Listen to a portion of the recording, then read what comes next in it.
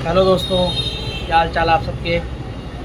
मेरे भी अच्छे हैं। आशा करता हूँ आप सभी बहुत अच्छे होंगे। आज हम बात करेंगे वृंदावन के बारे में। To know about the Vrindavan corridor. तो प्राचीन उसमें एक लिखा हुआ है कि वृंदावन सो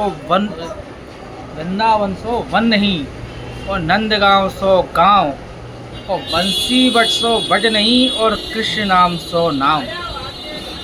इसका मतलब वृंदावन जैसा वन केवल एक वृंदावन में है। इसके अलावा आपको विश्व में कहीं ऐसा वन देखने को नहीं मिलेगा, पहली बात। दूसरी बात, नंदगांव जैसा गांव, नंदगांव जो कि वृंदावन से करीब करीब 60 किलोमीटर दूर है, लेकिन नंदगांव जैसा आपको गांव कहीं देखने को नहीं मिलेगा। और बंसी वट सो वट्स नहीं। इसका मतलब बंसी वट एक ऐसी जगह है जहाँ आज भी भगवान श्री कृष्ण के बांसुरी की धुन आप सुन सकते हैं।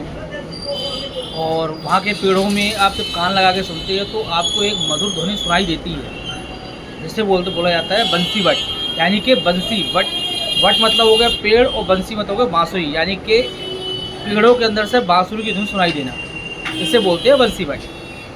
ठीक है। और कृष्ण नाम सो नाम, मतलब भगवान श्री कृष्ण जैसा नाम दुनिया में और कोई नहीं हो सकता, वो केवल एक ही है, भगवान श्री कृष्ण का ही। अब मैं आपको बताना चाहता हूँ यहाँ के कॉरिडोर के बारे में। अभी अभी हमें कुछ सूत्रों से पता लगा है कि वृंदावन में बांके बिहारी कॉरिडोर के नाम से कॉरिडोर बनने वाला है, जिसके लिए बहुत से सर्वे हुए। अब पता लगा कि करीब 5 से 5.5 एकड़ ज़मीन वृंदावन कॉरिडोर बनने वाला है।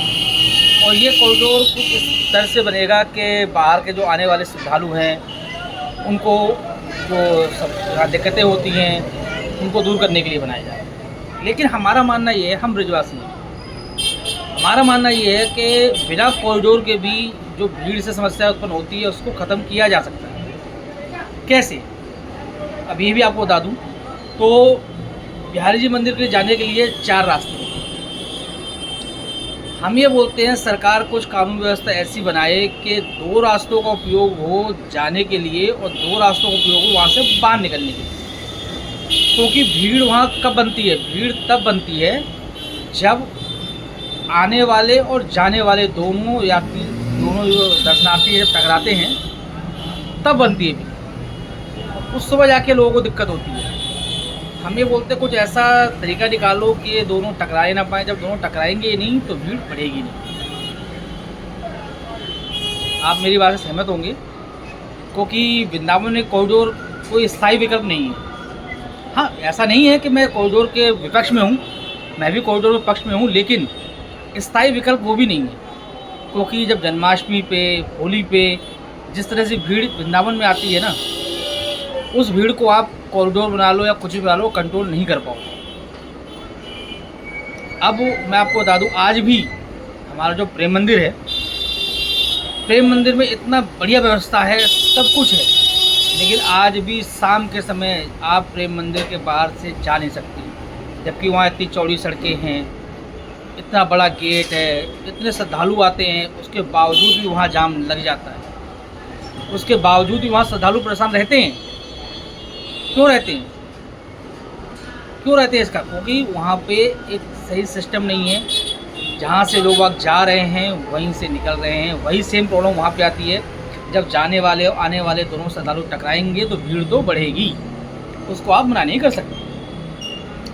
उसके लिए भी कुछ प्रसारण सरकार को करना चाहिए कि हाँ, इस तरह करके हम इसको ख़त्म कर सकते हैं। लेकिन बोलते ना कि जब कोई इंसान सोच चुका है कि मुझे ये काम करना है, तब उसको हम कितना ही बोल रहे हैं, उसको होना नहीं है।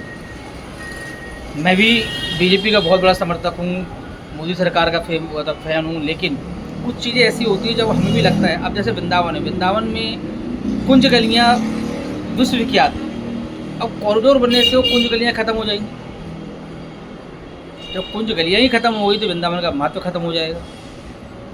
तो सरकार कुछ ऐसा काम करे कि कुंज गलियाँ बची भी रहें, भीड़ पे भी नियंत्रण हो जाए, और जो हमारा गोस्वामी समाज है, जो बिहारी जी की सेवा इतने विगत वर्षों से करता चला आ रहा है, उनके अधिकारों का भी हनन ना हो।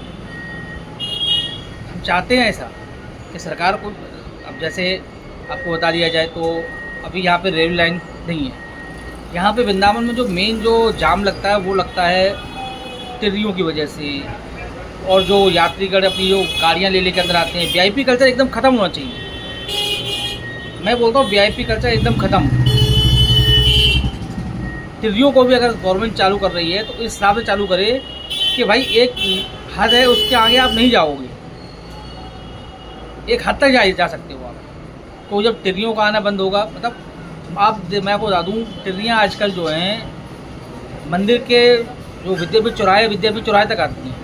आएँ, कोई दिक्कत नहीं है, लेकिन आप आइए, सवारी को उतारिए और उस जगह से हट जाइए।